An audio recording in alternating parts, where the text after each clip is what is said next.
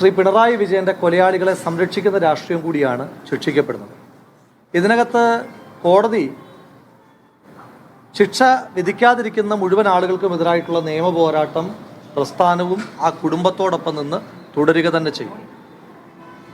ഈ കേസുമായി ബന്ധപ്പെട്ടിട്ടുണ്ടായിട്ടുള്ള ഇടപെടലുകൾ നമുക്കറിയാം. ആദ്യഘട്ടത്തിൽ തന്നെ CPM പറഞ്ഞത് ആ 2 ചെറുപ്പക്കാരുടെ കൊലപാതകത്തിനകത്ത് അവർക്ക് പങ്കില്ല എന്നാണ്.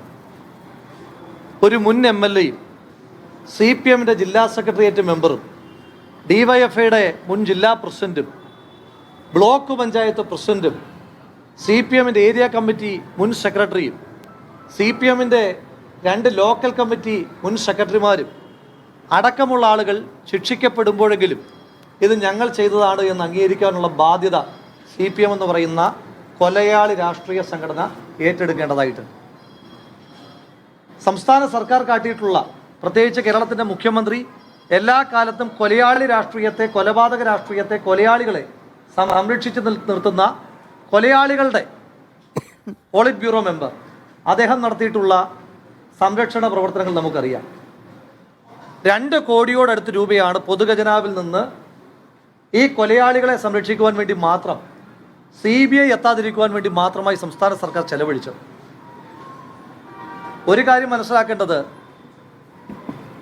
ആ 2 അമ്മമാർ, ആ അമ്മമാരുടെയും സത്യേട്ടനും കൃഷ്ണേട്ടനും അടക്കമുള്ള 2 പിതാക്കന്മാരുടെയും അമൃതയും കൃഷ്ണപ്രിയയും അടക്കമുള്ള 2 സഹോദരിമാരുടെയും കണ്ണീരിന് മുകളിലല്ല സർക്കാർ കോടാനുകോടി രൂപ മുടക്കി കേരളത്തിലേക്ക് എത്തിച്ച, കോടതികളിലേക്ക് എത്തിച്ച രഞ്ജിത്ത് കുമാറും മനീന്ദർ സിംഗും അടക്കമുള്ള ആളുകളുടെ നിയമപാണ്ഡിത്യം എന്നുകൂടി ഇവിടെ തിരിച്ചറിയിക്കപ്പെടുകയാണ്.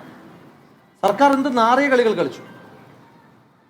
കോൺഗ്രസിനോടൊപ്പം ഉണ്ടായിരുന്ന ശ്രീധരൻ വക്കീൽ, അദ്ദേഹം ആലോചിക്കേണ്ടത്, കോൺഗ്രസിനോടൊപ്പം നിന്ന കുടുംബത്തിൻ്റെ വിശ്വാസ്യത മുഴുവൻ നേടി ചീമേനിയിൽ തുടങ്ങിയ ശ്രീധരൻ വക്കീൽ പെരിയയിൽ ഒടുങ്ങിയെന്ന് അദ്ദേഹം തിരിച്ചറിയേണ്ടതായിട്ടുണ്ട്. അദ്ദേഹത്തിൻ്റെ വക്കീൽ പ്രൊഫഷൻ ആ അമ്മമാരെ ക്രോസ് ചെയ്യുന്ന സാഹചര്യം വരെ ഇടതുപക്ഷത്തിനോടൊപ്പം പോയ ആ വക്കീൽ നടത്തിയിട്ടുണ്ട്. ഇനി തൊട്ട് ശ്രീധരൻ വക്കീൽ കഴിക്കുന്ന ഓരോ വറ്റ് ചോറിനകത്തും ശരത്തിൻ്റെയും കൃപേഷിൻ്റെയും തകർന്നു തെറിച്ച മാംസത്തിൻ്റെയും രക്തത്തിൻ്റെയും ഗന്ധമുണ്ട് എന്ന തിരിച്ചറിവ് കൂടി ശ്രീധരൻ വക്കീലിനെ പോലുള്ള ഒറ്റുകാർക്ക് കൂടി ഉണ്ടാകുന്നത് നല്ലതായിരിക്കും. ഈ വിഷയത്തിനകത്ത് കുടുംബവും പാർട്ടിയും എടുത്തിട്ടുള്ള നിലപാട്, CBIയെ കൊണ്ടുവരുന്നതിനകത്ത് എന്തിനാണ് CBI കൊണ്ടുവന്നതെന്ന് ചോദിച്ചു. ക്രൈംബ്രാഞ്ചും സ്റ്റേറ്റ് പോലീസും അന്വേഷിച്ച കേസിനകത്ത് ഒരിടത്തും മുൻ MLA കുഞ്ഞിരാമൻ അടക്കമുള്ള ആളുകൾക്കെതിരായിട്ട് ഒന്നും പറഞ്ഞിരുന്നില്ല.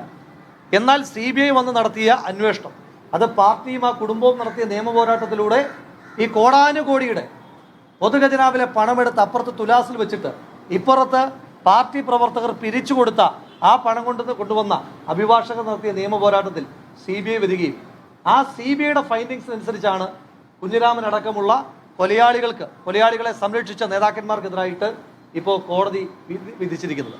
അതുകൊണ്ട് ഒരു കാര്യത്തിനകത്ത് സന്തോഷമുള്ളത്, ഇതിനകത്ത് ഏതെങ്കിലും ഒരു പ്രതിക്ക്, ഇതിനകത്ത് ചില പ്രതികളുടെ കുടുംബത്തിലെ ഏറ്റവും അടുത്ത ആളുകളുടെ കല്യാണം ഉണ്ടായിട്ടുണ്ട്, ചില മരണങ്ങൾ ഉണ്ടായിട്ടുണ്ട്. ആ കല്യാണത്തിനും മരണത്തിനും പോലും ഈ കൊലയാളികളെ ജാമ്യത്തിൽ വിടാതിരിക്കുവാൻ വേണ്ടുന്ന നിയമ പോരാട്ടവും ജാഗ്രതയും പ്രസ്ഥാനം നടത്തിയതിനകത്ത് ഈ പ്രസ്ഥാനത്തിൻ്റെ കൊടി പിടിക്കുന്ന ഒരാളെന്ന നിലയിൽ അഭിമാനമാണുള്ളത്. ഈ പ്രസ്ഥാനത്തിന് വേണ്ടി രക്തം ചീന്തുന്ന ആളുകൾക്ക് നീതി കൊടുക്കുവാൻ ഈ പ്രസ്ഥാനം എല്ലാ കാലത്തും ഉണ്ടാകുമെന്ന് തെളിയിക്കുന്ന കേസ് കൂടിയാണ് പെരിയയിലെ ഇരട്ട കൊലപാതകത്തിൻ്റെ കേസ്. തീർച്ചയായിട്ടും നമ്മളത് നിയമ പോരാട്ടം തന്നെ നടത്തും. ഞങ്ങൾ ഇതിനകത്ത് രാഷ്ട്രീയമായും നിയമപരമായും പോരാടി. രാഷ്ട്രീയമായ പോരാട്ടത്തിൽ ഞങ്ങൾക്ക് വലിയ വിജയമുണ്ടായി. അതുകൊണ്ടാണല്ലോ കോൺഗ്രസിൻ്റെ ഒരു കൊടിയൊന്ന് കെട്ടിയതിൻ്റെ പേരിലാണല്ലോ പാർട്ടി ഗ്രാമമായ പെരിയയിൽ ആ 2 ചെറുപ്പക്കാരെ നിഷ്ഠൂരം കൊന്നത്.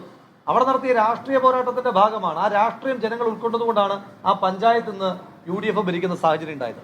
നിയമ പോരാട്ടത്തിൻ്റെ ഭാഗമായിട്ടാണ് ഇന്ന് 14 പ്രതികൾ ശിക്ഷിക്കപ്പെടുന്ന സാഹചര്യം ഉണ്ടായത്. അതിനോടൊപ്പം രക്ഷപ്പെട്ട മുഴുവൻ ആളുകളും രക്ഷപ്പെട്ടു എന്നൊരു തെറ്റിദ്ധാരണ വേണ്ട. എങ്ങനെയാണോ ഇതുവരെ ഈ കേസിനെ ഫോളോ അപ്പ് ചെയ്തത്, ഒട്ടും മടിയില്ലാതെ മടുപ്പില്ലാതെ ഞങ്ങൾക്ക് ഇപ്പുറത്ത് വയ്ക്കാൻ കോടാനുകോടി രൂപയുടെ ഖജനാവിലെ പൊതുപണമില്ല ചെലവഴിക്കാൻ. പക്ഷേ ഞങ്ങളുടെ സാധാരണ പ്രവർത്തകർ, അന്നന്നത്തെ പണിക്ക് പോകുന്നവർ, ആ പണിക്ക് പോകുന്നതിൻ്റെ ഒരു വിഹിതം കൊടുത്തിട്ടും ഞങ്ങൾ ഈ കേസിനകത്ത് വെറുതെ വിട്ട ആളുകൾക്കെതിരായിട്ടുള്ള നിയമ പോരാട്ടത്തിൽ